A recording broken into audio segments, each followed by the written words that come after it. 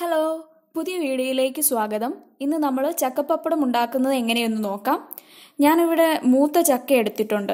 ചക്ക സുലഭമായി ലഭിക്കുന്ന ഈ സീസണിൽ ഇങ്ങനെ പപ്പടമാക്കി സൂക്ഷിച്ചു വെക്കുകയാണെങ്കിൽ അത് പിന്നീട് നമുക്ക് ഉപയോഗിക്കാം. ഇപ്പോൾ ലഭിക്കുന്ന ചക്കയൊന്നും പാഴാക്കി കളയാതെ സൂക്ഷിച്ചു വെക്കാനും നമുക്ക് സാധിക്കും. ഈ ചക്ക നന്നായി ഒന്ന് അരിഞ്ഞു കുക്കറിൽ വെച്ച് വേവിച്ചെടുക്കാം. അതിലേക്ക് വെള്ളം ഒഴിച്ചു കൊടുക്കണം. മിക്സിയിലാണ് അരച്ചെടുക്കുന്നതെങ്കിൽ കുറച്ചധികം വെള്ളം ഒഴിച്ചു കൊടുക്കേണ്ടി വരും. എന്നാലേ നന്നായി നമുക്ക് അരഞ്ഞു കിട്ടുകയുള്ളൂ. ഗ്രൈൻഡറിൽ അരയ്ക്കുമ്പോൾ ഇത്രയും വെള്ളത്തിന്റെ ആവശ്യമില്ല. ഇനി ഉപ്പ് ചേർത്ത് കൊടുക്കാം.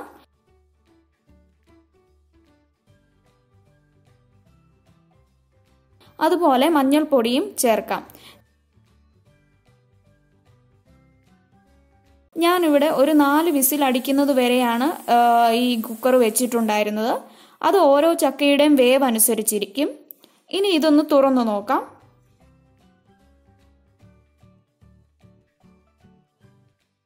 ഇതിലേക്ക് സ്വല്പം കായം ചേർത്ത് കൊടുക്കാം. അപ്പോൾ പപ്പടത്തിന് നല്ലൊരു ടേസ്റ്റ് ലഭിക്കും.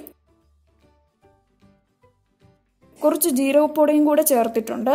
സ്പൈസി ആയിട്ടാണ് നമുക്ക് പപ്പടം ഉണ്ടാക്കേണ്ടതെങ്കിൽ അല്പം മുളക് പൊടിയും കൂടി ചേർക്കാം. ഞാനിപ്പോൾ ഇവിടെ മുളക് പൊടിയൊന്നും ചേർത്തിട്ടില്ല. ഇത് ഇനി നന്നായി ഒന്ന് ഇളക്കി കൊടുക്കാം.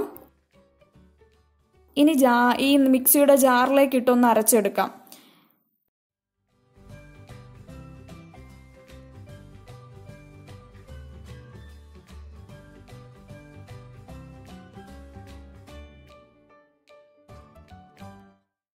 ഇതുപോലെയാണ് നമുക്ക് അരച്ച് കിട്ടിയിട്ടുള്ളത്.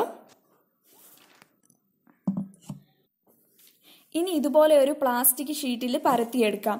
അധികം കട്ടി കുറയ്ക്കണ്ട.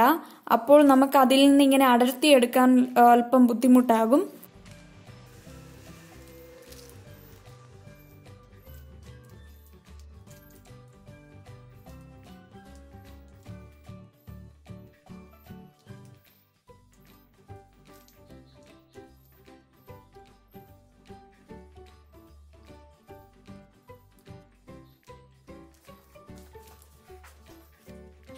റൗണ്ട് ഷേപ്പിൽ തന്നെ വേണമെന്നില്ല. ഇല്ലെങ്കിൽ ഈ ഷീറ്റിൽ ഇങ്ങനെ മുഴുവനായും പരത്തിയെടുത്താൽ മതിയാകും. ഇത് ഒരു ദിവസം വെയിലത്ത് വെച്ച് ഉണക്കിയതാണ്. അധികം ഉണങ്ങിയാൽ ഷീറ്റിൽ നിന്ന് അങ്ങനെ അടർത്തിയെടുക്കാൻ ബുദ്ധിമുട്ടായിരിക്കും. അതുകൊണ്ട് അടർത്തിയതിന് ശേഷം വെയിലത്ത് വെച്ച് ഒന്ന് ഉണക്കിയാൽ മതിയാകും. ഷീറ്റിൽ മുഴുവനായും പരത്തിയത് ഇതുപോലെ ഇങ്ങനെ അടർത്തിയെടുത്തതിന് ശേഷം ഇഷ്ടമുള്ള ഷേപ്പിൽ മുറിച്ചെടുക്കാം.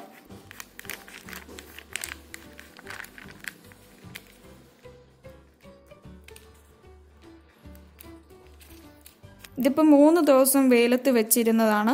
നന്നായി ഉണങ്ങിയാൽ ഇതൊരു ടിന്നിലിട്ട് കുറേ കാലത്തേക്ക് നമുക്ക് കേടുകൂടാതെ സൂക്ഷിച്ച് വെക്കാൻ സാധിക്കും. ആവശ്യാനുസരണം ഇതുപോലെ ഇങ്ങനെ വറുത്തെടുത്ത് ഉപയോഗിച്ചാൽ മതിയാകും.